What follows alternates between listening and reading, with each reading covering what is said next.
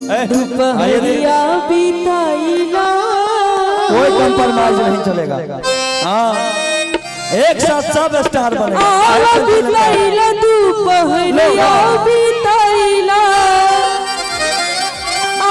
बिताइला दुपहरिया बिताइला नहीं झुलनी की छैया बलम दुपहरिया बिताइला नहीं झुलनी की छैया बलम दुपहरिया बिताइला बिताइला दुपहरिया बिताइला बिताइला दुपहरिया बिताइला नहीं झुलनी की छैया बलम दुपहरिया बिताइला नहीं झुलनी की छैया बलम दुपहरिया बिताइला।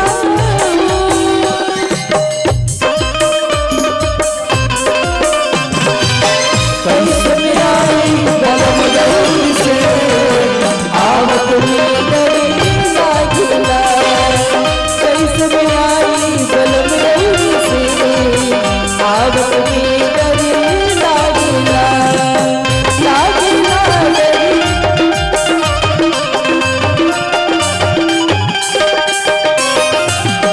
और देखिए अभी बरसात होने लगा। जो धनिया देखिए प्रिया जी से क्या कह रही है। 4 महीनवा गर्मी के दिनवा गर्मी के दिनवा में छुए पसीनवा 4 महीनवा गर्मी के दिनवा गर्मी के दिनवा में छुए पसीनवा छुए ना दे हम पसीनवा गोरी तोहे बिनिया डोलाई देबू छुए ना देबे पसीनवा गोरी तोहे बिनिया डोलाई देबू।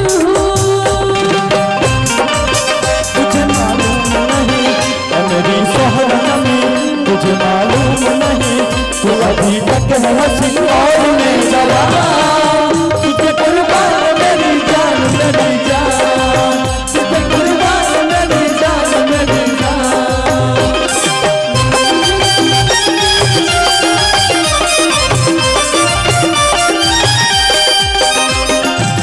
और देखिए बारिश भी हो रहा है।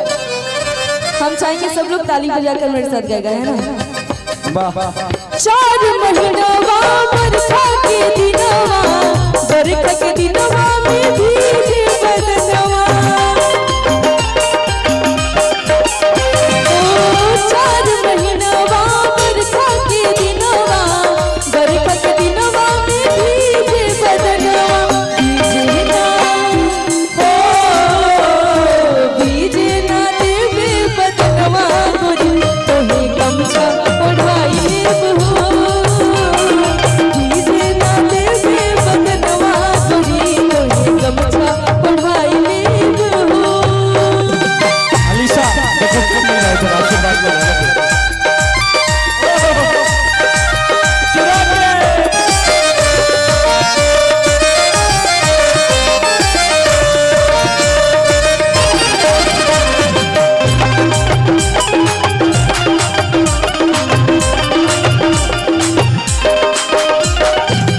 अरे बाप रे।